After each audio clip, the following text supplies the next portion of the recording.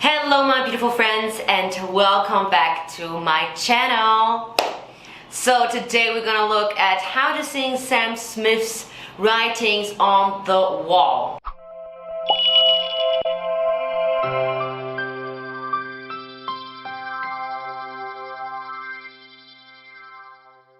The first three things that you need are good breath management, muscular activity, diaphragmatic support to hold those amazing high notes, and number three, your head voice. You're new to this channel, a like and a subscription would make me the happiest teacher in the world. Of course, if you want to look for singing lessons, then please don't hesitate. Look over to TaniaReact.com, giving lessons worldwide and also singing analysis. Let's just dive straight right into it. I've been here before, but always hit the floor. I spend a lot of time running and I always get away. But with you I'm feeling something that makes me want to stay. Now what happens here, basically, I'm just like kind of rushing, singing it through, not with full capacity, because it's not about me today, it's about you. Now, the good advantage of this song is that you have the possibilities to sing in long phrases, right? It doesn't have so much dynamic like other songs, where you are forced, you know, to have a tempo, to keep up a certain tempo. But here, before, floor, you have possibilities to really hold that and then, you know, sing that phrase with a little bit of a vibrato if you want. Now, he is going into head voice quite early. I haven't done that so far. Let me do it for you.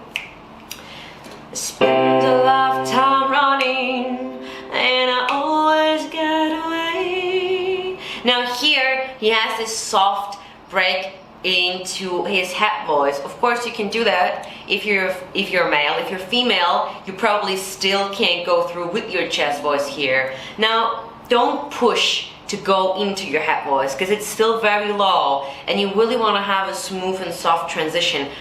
One big thing about your head voice is if you're not practicing your head voice, it's still gonna sound weak.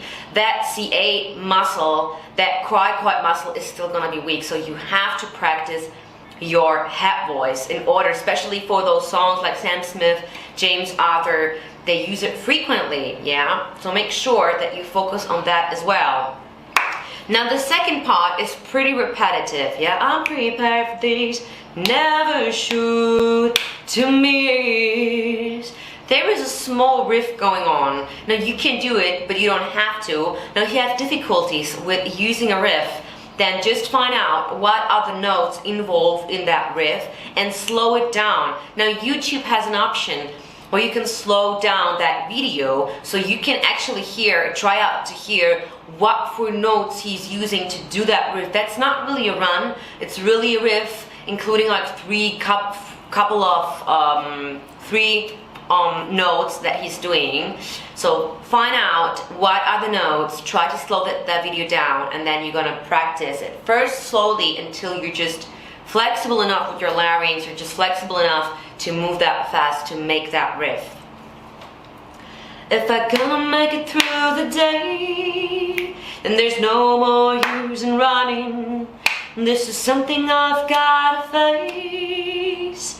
Now, it's phase. We don't sing the songs, again, we don't sing the words like we speak them. We don't speak the words like we sing them, so it's a phase with an A, but we are more likely to go and change into an E. Phase. It's still very soft. If I risk it all.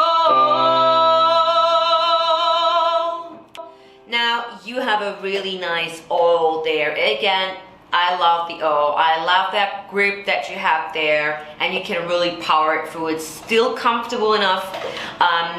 You know, it's still comfortable. It's getting higher there. Then the same. Could you break my fall? Now, and there comes that break into head voice, where many people find it uncomfortable because they see their head voice is really, really weak. Now, I would still go and do it and practice it. How do I live? How do I breathe When you're not here, I'm suffocating. I wanna feel love run through my blood. Now, people have the feeling that they want to push through, and I just want to show you how it might sound if you push through when it maybe is not the right opportunity to push through. How do I live? How do I breathe? When you're not here, I'm suffocated. You know, it's a little bit too aggressive where it maybe should not be. So there is a sense, there is an idea behind that song, right? And that is just to really willingly go into your head voice. And as you hear, I'm pushing through and it doesn't sound pleasing at all, right? So please, if you have that feeling, still do it. Work it out, work it through. And then comes that part where many people feel that struggle, and that's that really high note. So, for you, I have to risk it all. And that is that all, which it's definitely kind of, it's a bright oh, I'm forming within that vowel. For you, I have to risk it all.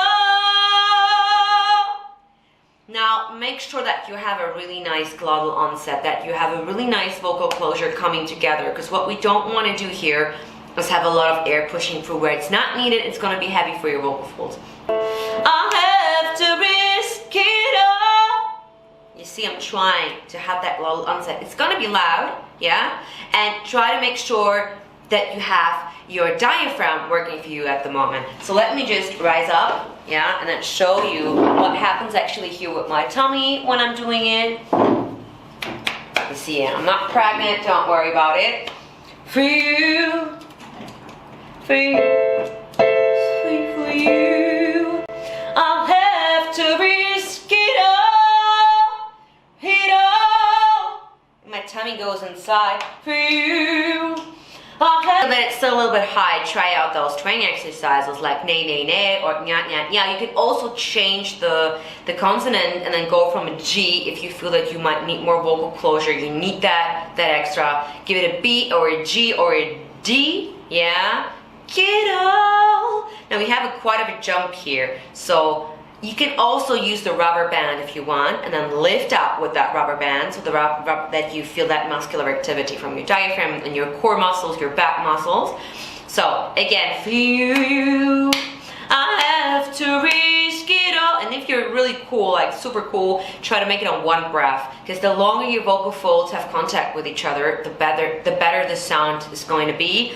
And you don't need a lot of air when it comes to high notes. Please have it in mind, you don't need a lot of air. Now the other thing is, we want to have a really, really long wall. For you, I'll have to risk it all. And that is something that has to do with breath management. So go and check out my breath exercises that I have here on the channel as well. So you make sure that you have a good, steady, stable breath there. 'Cause the writing's on the wall. And then you have that last phrase. 'Cause the writing's on the wall.